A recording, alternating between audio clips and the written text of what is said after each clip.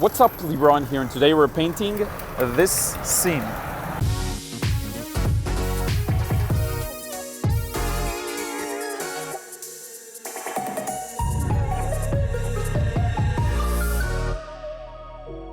What's up, Liron here, and thank you for joining me in this video. So I found a magical painting spot, and let me show you. I'm protected in the shadow, and then I already finished the painting. You're gonna see it soon. And this is gonna be my reference scene, okay? So let me show you just a quick look at what I've got so far. This is a very interesting process. I learned a lot from it. It didn't necessarily turn out exactly the way I wanted it to. Yesterday, funny enough, I did one that was like perfect. But in any case, there are some things to work on in terms of the feeling of light and shadow and really what I'm trying to express with my work. So in any case, I really hope you will enjoy this process. Sit back, relax, enjoy. Let's get started. Okay, so just a quick side note regarding this entire video. This is actually a painting process I recorded a few months ago, so you will see some difference in my approach and even in the final result, I would say. I think the one thing that improved the most since then, since recording this video, is my composition and my ability to create a clear picture based on a view. Because what I find is, and this was further exacerbated when I was working outside, is that it's really hard to pull everything you see together into something coherent. When you're working inside in the studio, for example, in your home, indoors, and you have this picture you work on, or if you're assuming you're not doing a still life thing indoors, if you're working from a picture, you're working inside, you have that added extra help of not having to worry about composition, because the picture usually is taken with a nice composition, even if you took the picture, which is like completely okay, a very common thing to do. But outside, you have this huge 360-degree view that's more than 360 degree because you see everything. And so pulling something together into a coherent subject is very challenging. And this is one of the things that I struggled the most and still am learning how to improve. So with that being said, have that into consideration. I did mess up a few things here in terms of just loose ends, and this is basically visual problems I didn't know how to solve, because I heard it somewhere that as painters we're just solving visual problems. That's the main thing we do, and sometimes there are problems you don't know how to solve, and that's fine. That's really okay. It's just a part of the learning curve. So now I'm drawing this building, and I'm paying attention mostly to the perspective in this scene. I don't have a vanishing point actually drawn to help me with it or anything like that. I just try to eyeball it and draw it the way I see it. This could be a mistake at times, but for me, I have enough experience specifically with drawing and perspective that I know that I can pull it off, okay? But many cases you won't be able to, and you will be aware that of the fact that you're not able to, and that's fine. So sometimes you need to maybe even use a ruler or something like that. That's fine. The main thing is that I want you to note is the building is my center of attention, but it's kind of, I think it's too zoomed in. If I would have redone this scene, I would zoom back out a little more. This will allow me for more of a foreground, middle ground, background. Here I didn't allow as much in that sense. But in any case, so now I'm drawing some, cables and wires and things that are going to go around. I indicated the trees using just a few squiggly lines, and now I'm starting to indicate the different details on the building, which basically means the windows on the sides, on the corner there, that there's not really a corner. It's not a 90-degree corner, which I love. You can see it on the top left area of the video, but also in the reference photo that I put down there to the left. So these kinds of buildings always attract me. By the way, people move in double speed, because I ran this video in double speed, so the people you see in the background, the cars, everything moves double speed. So hopefully you'll be able to follow. It's just that this is a process that I really I think I worked slowly enough so that it will still be interesting. By the way, this building used to be the main post office branch in Allenby Street in Tel Aviv. So just general information. I actually learned it. I don't remember if I showed this painting to someone or another painting and they told me, but I remembered it from drawing this. Maybe someone stopped by and let me know. Actually, quite a few people stopped by with this process. And I did find a perfect spot to draw because it's under the shade and it's really nice. But my object of interest is in the light, which is great. This is really the ideal situation. You don't always get these kinds of ideal references. So now I'm throwing in some people. This is all made up. This is a person on bicycle. There's going to be a bus to the left, and this was a main point of concern for me, that bus, because I really didn't know how to present it. You will see later on I do some negative painting around the people. And this was also something I kind of struggled with. It was a bit of a challenge. And that's fine. That's really... I'm going to talk about it later on. The thing is, I paused this video several times just to talk about what I'm doing. So there will be some pauses and then me from the scene talking to you. This recording, the narration is recorded like a few months after the process, but still. I think it's always interesting to view an old process with fresh eyes and with additional experience, you know. So in any case, now I'm throwing in the windows, and again, with these kinds of references and views, and you don't want to go too detailed, especially working outside. I was just talking to a friend about this, like the difference between working inside and outside. And outside, you really have to work fast and maybe even sometimes a little sloppy. Especially in the beginning. Once you improve and you just get better control of the medium and you're able to get things right the first time, which is always a struggle for me too, once you're in that position, then you can start being more detailed. Now, of course, it doesn't mean you shouldn't try, but time is... really a factor, and the light moves and a lot of things outside move. This guy came over to talk to me. That was funny. He was actually asking me to draw him. It was just a joke. And then he said at the end, "Oh, I know you. You're part of our gang." This is what he said, which was super funny for me because I was kind of listening to Tupac on my headphones, so that was just a funny little thing. I think I'll post this separately on Instagram. That's funny. So in any case, yeah. Now I'm putting in the bus. Getting in this is kind of the area where it switches from a nice place to a place that's a little dingy at night, a little more sketchy, but still not really dangerous. All of Tel Aviv is pretty safe. But yeah, that's a funny area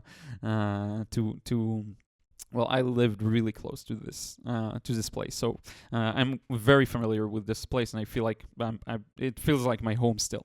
So in any case, now I'm just going to throw in two figures, and in just a moment we're going to take a break. I'm going to show you what I've done so far, and this will be what I recorded back then when I was there on location. Okay, so yeah, just a few people, and we'll take a quick break. Okay, friends, so let me show you what I've got so far. I'm pretty pleased with what the drawing turned out, so I'm just going to flip the cam. Okay, so this is what I've got so far. I think it's good composition. I think there's a lot of interest here, lots of potential. Here's again my reference.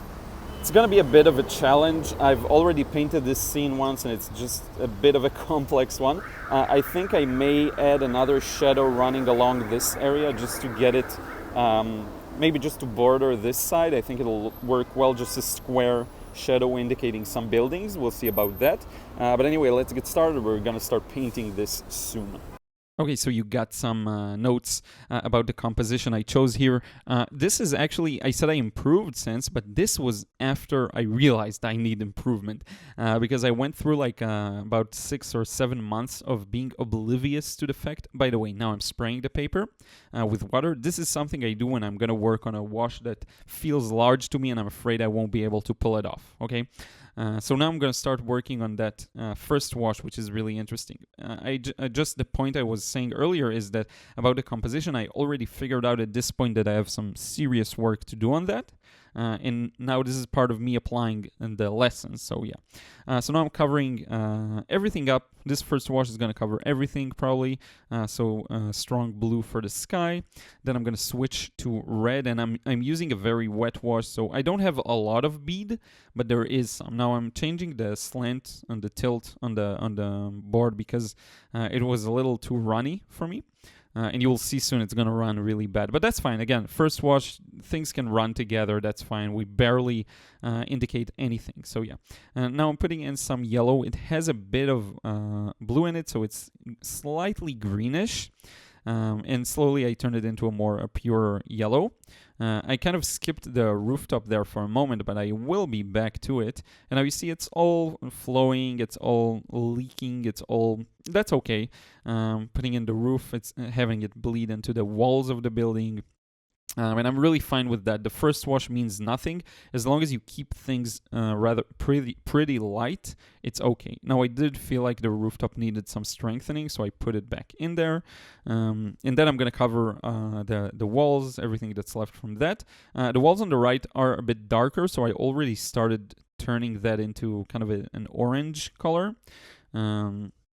While the left side is going to stay quite yellow, but I will have some green in there for the trees, which is where I took the break. So the blue, I don't actually remember the exact colors I'm using here, but it's probably some kind of a phthalo blue with a, I will say kind of a neutral yellow and a dirty, cool red. Okay, cool, would you say? No, sorry, warm red.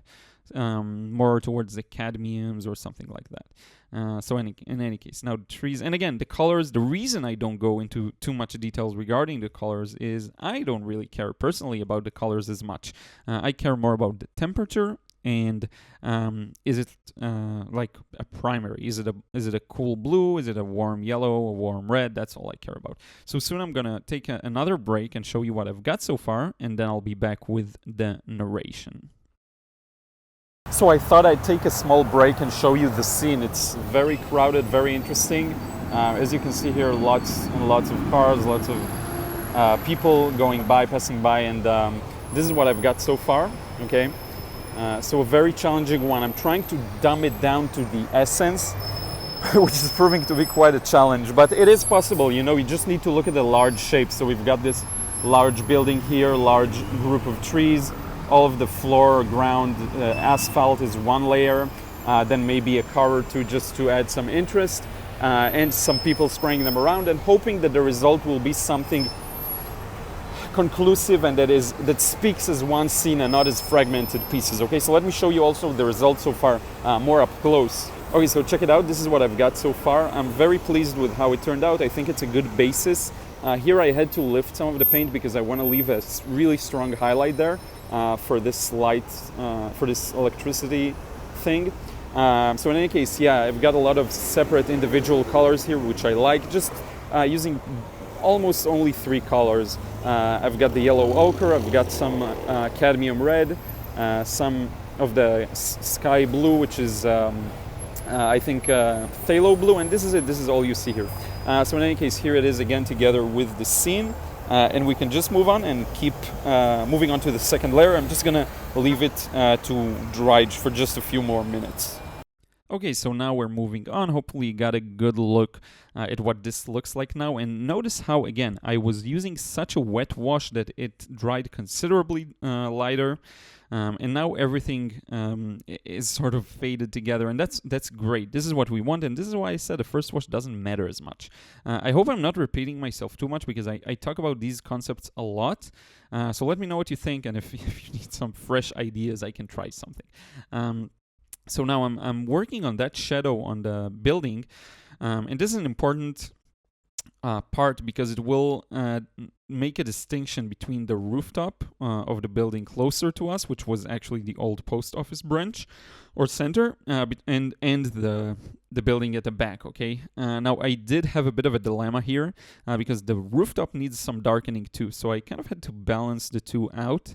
And figure out how I make the differentiation. So I use temperature for now. The roof is really red and warm, and then the wall at the back is kind of gray and muted. Okay, so this is the way I approach it. Now, with this one, a major issue I had was with values. And by the way, there are no more breaks, so this is us painting all the way till the end of this process. I had a problem with representing mid values. So I would always have very light colors and then very dark. The contrast would be too strong, and then it won't feel as three-dimensional as it could, which bummed me out. And then I started figuring out what I'm missing and started incorporating more of that in. So what you see now is actually the result of understanding that I need more darks, more mid values. But it's kind of a mid stage because I was still not able to master it, and I still haven't mastered it to this day, but I'm quite competent at it today. So values won't be my problem, at least not having some of them really missing. I will have my highlights, I will have my shadows, and I will have the main bulk of the mid values. So that's usually not my issue. Now it's more about getting it to be accurate and getting it to be close to what I look at the reference. So now I'm starting to pull those shadows from under the sort of balconies on the left there, and I'm trying to connect it as much as possible to the shadow under the roof. That was funny. Someone just went by smiling at me. That's so nice. I like when that happens. So I'm just connecting it to the shadow under the roof and to the walls on the right that are all in the shadow. Okay, now I probably should have made this part a lot lighter. So that's, again, something I learned back then. The right part is really dark, and then the part next to it should be lighter. And it's easy to go too dark with these things because you look at this as the contrast between the walls and you think, oh, that's such a big difference. I need to use such a dark color to represent it. And then you end up with a color that's way too dark, like in this example. So the right side of the building is a little too dark. Hopefully I will balance it out with the corner of the building. So yeah, slowly building it up, moving along. I do try and connect as much as possible, but sometimes I'm aware of the fact that I can't make it and I can't be fast enough to connect all the shadows. I think it's really a speciality and something to strive towards, being able to connect everything and working fast enough, accurate enough, and have an interesting composition. So it's something that I always strive to improve, even though my goal isn't necessarily to get everything flowing together in this wash. So yeah, I'm fine. And now I'm like, okay, this entire thing needs darkening, so I'm doing it. Now, probably funny enough, the wall on the right should be only as dark as what I'm doing now. Okay, so I went a little too dark there. And it's important to remember when you put down your second wash and you start to establish the mid values or even the shadows, it's important to understand that it compounds with the previous layers. Okay, because watercolor are transparent, you already have some darkness due to the layer underneath. So when you do another wash, another layer, another glaze, however you want to call it, the darkness of the two adds up together. So even if, let's say you put a wash that's like a quarter value. Okay, let's just imagine there's a measurement. There is, some people use it, like a quarter value. When you put another quarter value on top of it, you get the combination of both. So it won't be half value, I think. It'll be somewhere in between, but it will be inherently darker. Okay, it's not like oils where if you put a light color over a dark color, you'd get the light color. It's not opaque. So it's important to remember that when you're mixing, when you're looking at the paint in your palette, that's when it's important to have this in mind. And again, I will stress this. Most of the painting process happens on the palette. What you're doing on the paper is just putting your plan into action. But the whole planning and realizing what you're going to do. This was a great line. I was shocked that I was able to get it so gracefully. But in any case, everything happens during the planning stage, and then you just you just bring to fruition whatever plan you had in mind. So this is what I'm doing now. And now, after learning after so many mistakes I did in the past, I learned that all of these trees should be darker. Not just, in the past, what I would do is just add a shadow under what I already have, and then it will be like a super light green and a super dark shadow. So now I'm establishing those mid values. But also, I'm starting to be careful here because I need to negative paint around some of the figures. I also needed to dab some of the paint that went over the bus on the left. The bus is a complete mess up, so it doesn't really matter. I probably wasted energy, but in any case, what I would have done a little differently is negative painted around the bike and then completely cover up the people there on the right, because it's just too much effort. And I wouldn't say it lost its fluidity, because it's still quite fluid, but doing negative painting like that is just complex. Another funny thing that I don't think I ever mentioned is if you're used to painting on a paper that doesn't have any angle to it, painting for the first time like this is really hard. I underestimated how hard it's going to be. Now I'm so used to it, my motor skills really improved in that sense. But when I just got started and I was used to working on a flat table and on a level surface, and then I switched to this, it was so hard. This was when I started working outside more. So you really need to give yourself some time if you've never worked outside. This is a good time to provide some tips about that, because it is an outdoors process. If you never worked outside, I would focus on creating an actual watercolor, meaning let the paint flow, let it do what it wants to do. So that's the first thing. And the second thing is just having fun and trying to convey what you see. That's the key thing for me. Especially if you're not that experienced with painting outside, that many people aren't. Painting inside really is, in my opinion, ultimately easier.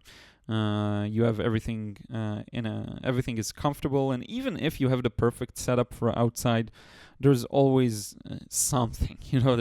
Some people say that they're shy to paint in public, and to be fair, when I got started, I also wasn't I was a bit nervous about it. I'm gonna paint and everyone's gonna look at me and blah blah blah, but it goes away really fast, so that's fine. Now here I'm gonna put in a very heavy shadow on the left. You're gonna see this later on.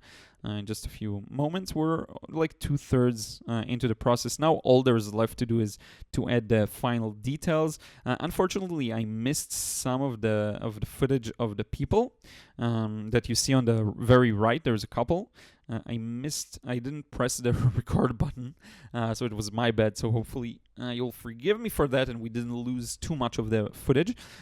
Next week, I believe I'm going to post something that has a lot more lost footage, but I still love the process, so I want to share it with you. But it has a lot of lost footage.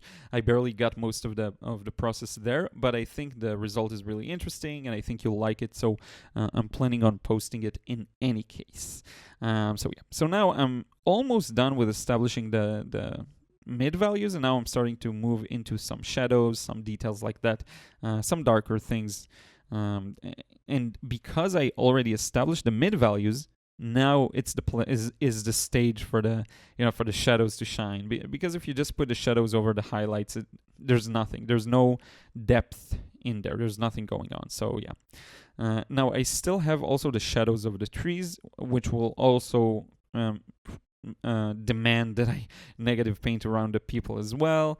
So it's going to be a bit of work. Then we have the bus on the left, the people in the foreground, and then the strong shadow on the foreground as well. And also I'm going to put in some windows on that building on the left. Now I noticed that the shadow here was a bit slanted, so I'm trying to get that effect. And then there was also a door there. So hopefully that conveys the shape clearly. So yeah, I think there was a guy that I don't remember if it was this time, but some guy walked by and he was like, I'm following you on Facebook. That's what he told me. I was shocked. I'm like, wow, that's cool. So yeah, that's fun. So now I'm almost done with this stage of the wash. We talked about tips about painting outside. It takes time to create a setup that's perfect for you, and you really do have to experiment with lots of different tools and equipment. It took me like 3 easels to get this one that's really good and works well for me. And the rest aren't as good. You can't really change the angle. And I had no way of knowing unless I ordered them. So then it takes some time. The brushes I was lucky. I'm using, I can talk a bit about the materials I'm using too. I'm using a silver black velvet brushes. This one is a size 12, and I was lucky with it because I just saw a good review online, bought it, and ever since then, they're still my favorites. So I also have a Princeton one that's synthetic, like plastic, not plastic, like nylon. And here with the bus, I have no idea what I'm doing, by the way, so forgive me about that. But yeah, a synthetic brush that has a really good spring to it and is very useful for finer details. The paper I'm using is Saunders Waterford, 300 grams. The easel I'm using is by US Art Supplies. That's the only adjustable angle easel that I was able to find that was normally priced. I think it's actually the only one I was able to find because none of the other ones had that adjustable angle. The brush I used for the initial wash is a Leonard brush, I believe, a mop with a point, a nice point, not the best point, but a good one. The paper is Saunders Waterford. The board, I taped the paper on. I never really talked about it, but the local art store just has these boards in different sizes, and I just got one. I'm using bulldog clips to hold the paper towel together for cleaning the brush and stuff like that. And I do have the Click and Go cup by Faber-Castell. It's a really good cup that's foldable. It just you click it and it becomes smaller and it doesn't take up much space. And what I did was, because I had to put it on the floor, because this easel doesn't have like a small table thing to place things on, which I should buy, by the way. Now it's good that I remembered now.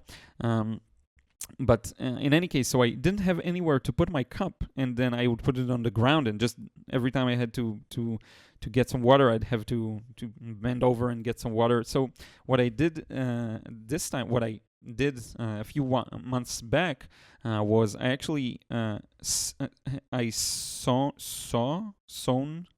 a string through it, like a nylon wire, the type you'd use for fishing, I guess.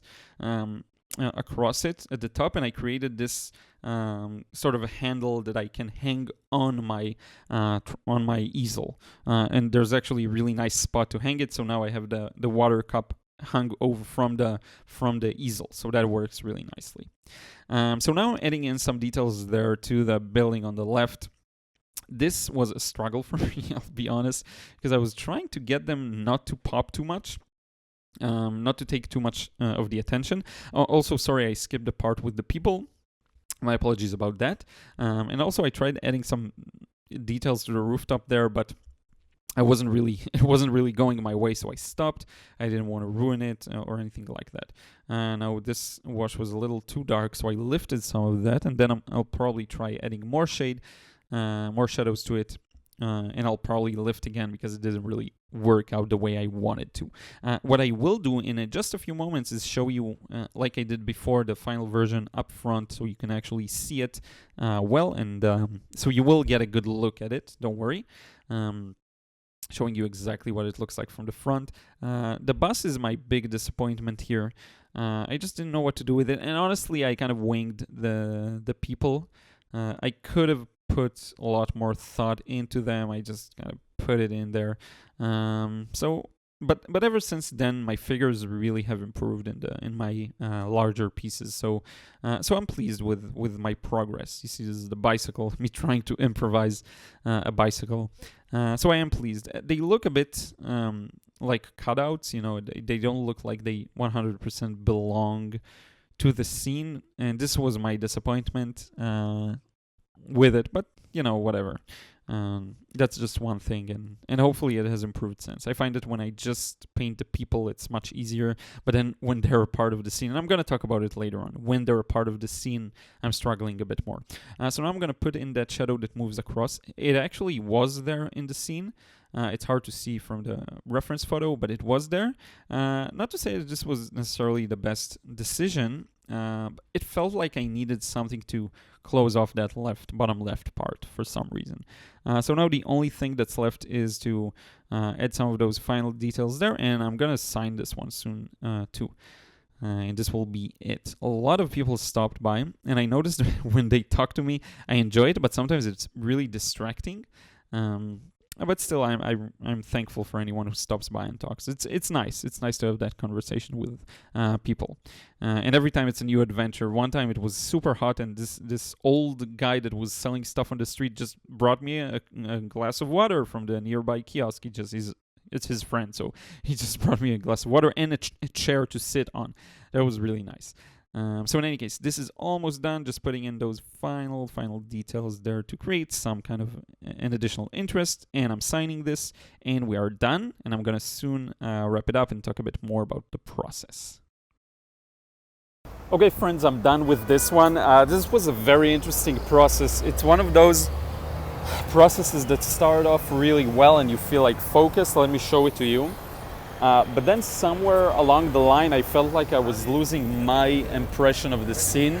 And this happens from time to time. Sometimes the opposite will happen and I will have no idea what I'm doing, and then it will somehow connect in a later glaze or later wash. But with this one, really, it started off very interesting, and then kind of, I'm just not sure about the result. But let me show you the final result. I'm still very happy with many things here, but not with all of them. So let me show you. So here it is. One thing that is still a challenge for me is the whole figures thing.